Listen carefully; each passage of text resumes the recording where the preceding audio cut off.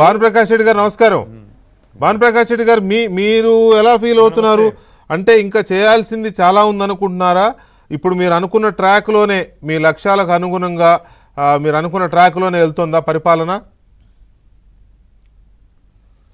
వెంకటకృష్ణ, మీకు ప్యానల్ నుండి పెద్దలందరికీ నమస్కారాలు. నమస్కారం. ప్రజలు ఇచ్చినటువంటి మ్యాండేటరీని, ప్రజలు మా కోసం ఎన్డీఏ కూటమిని వారి కోసం వారు సంతోషంగా ఉండాలని చెప్పి మమ్మల్ని గెలిపించారని చెప్పి మేము భావిస్తున్నాం. ఎందుకంటే 2019 నుంచి 2024 వరకు ఒక విధ్వంసకర పాలన ఆంధ్రప్రదేశ్లో రాజ్యమేలింది. ఏ రోజైతే ప్రజావేదికని ధ్వంసం చేసి తన పరిపాలనని మొదలుపెట్టినట్టు జగన్మోహన్ రెడ్డి గారు ఆ రోజు నుంచి అదే మైండ్ సెట్లో ఆంధ్ర అంటే అభివృద్ధి, మా దృష్టిలో మా ఎన్డీఏ కూటమి చంద్రబాబు నాయుడు గారు కానీ, పవన్ కళ్యాణ్ గారు కానీ, మా అధ్యక్షులు మాధవ్ గారు కానీ, మా కాన్సెప్ట్లో ఆంధ్ర అంటే అభివృద్ధి. అదే జగన్మోహన్ రెడ్డి గారు 2019 నుంచి 2024 వరకు ఆంధ్ర అంటే అవినీతి చేసుకోవడం, అలాగే అరాచక పాలన చేసుకోవడం, ముఖ్యంగా అధికారులను అడ్డం పెట్టుకొని ఏ విధంగా దాచుకోవడం. జగన్మోహన్ రెడ్డి గారికి మాకు ఉన్నటువంటి మనం కూటమి 2 ఏళ్ల పాలన మీద డిబేట్ చేస్తున్నాం, జగన్ 5 ఏళ్ల పాలన మీద కాదు. అందుకని చెప్తున్నా. అది చెప్పుతూ ఈరోజు మీరు కానీ గమనించినట్టయితే ఈ 2 ఏళ్ల పాలనలో ప్రజలకు కావాల్సినటువంటి ప్రజల ఇష్టాలు, ప్రజల కష్టాలు తెలుసుకొని ముందుకు పోతున్నటువంటి ప్రభుత్వం ఎన్డీఏ కూటమి.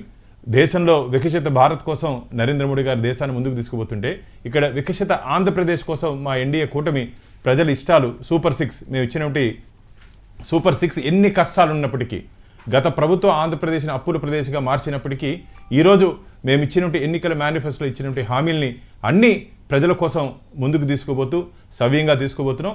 ఇంకా ఆంధ్రప్రదేశ్ని, ఎందుకంటే గాడిలో ఇప్పుడే పడ్డాం. 2024 పైన ఇప్పుడే ట్రాక్ పైకి మా డబుల్ ఇంజిన్ సర్కార్ వచ్చింది. ఇంకా వేగం పుంజుకొని ఖచ్చితంగా ఆంధ్రప్రదేశ్ని అన్ని రంగాల్లో అభివృద్ధి ప్రదేశ్గా ముందుకు తీసుకుపోతూ ప్రజలకు ఇచ్చినటువంటి హామీలు అన్నింటినీ నెరవేర్చే దిశగా మేము ముందుకు పోతున్నాం. ఈరోజు జనాలు కూడా మీరు ఏమైనా గమనించినట్టయితే మన ఏబిఎన్లో ఇప్పుడు వస్తుంది, అక్కడ వచ్చినటువంటి జనాలు డబ్బుల కోసం రాలేదు, డప్పులతో వచ్చారు. డప్పులు అంటే వాయిద్యాలతో. ఎందుకంటే వారు సంతోషంగా ఉన్నారు, మేమందరం బాగున్నాం ఒక భావనతో మొత్తం వచ్చారు.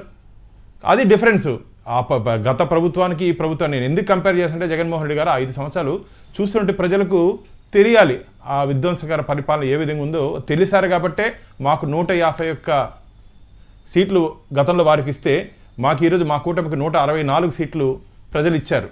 ఎంత వ్యత్యాసం అంటే, ప్రజలు ఓటనే ఆయుధంతో ఈరోజు మమ్మల్ని ఎన్డీఏ కూటమిని ఎన్నుకున్నారు.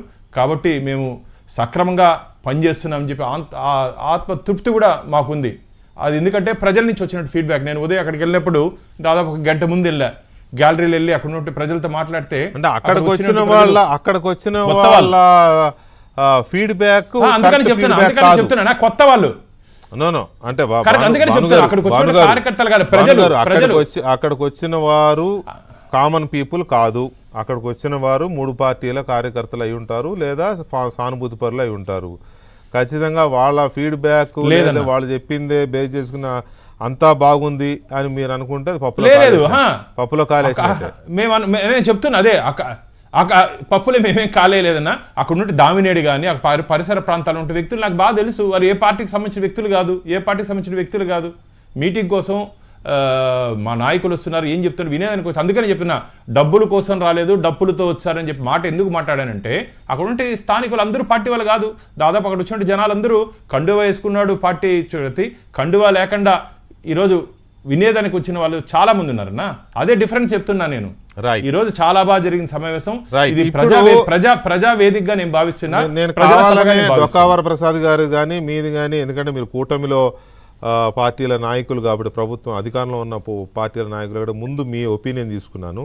ఇప్పుడు గఫూర్ గారు, తులసిరెడ్డి గారు, అలాగే మై ఫ్రెండ్ సెఫాలజిస్ట్ రవికుమార్ గారు కూడా మనతో జాయిన్ అయ్యారు కదా. ఒక చిన్న బ్రేక్ తర్వాత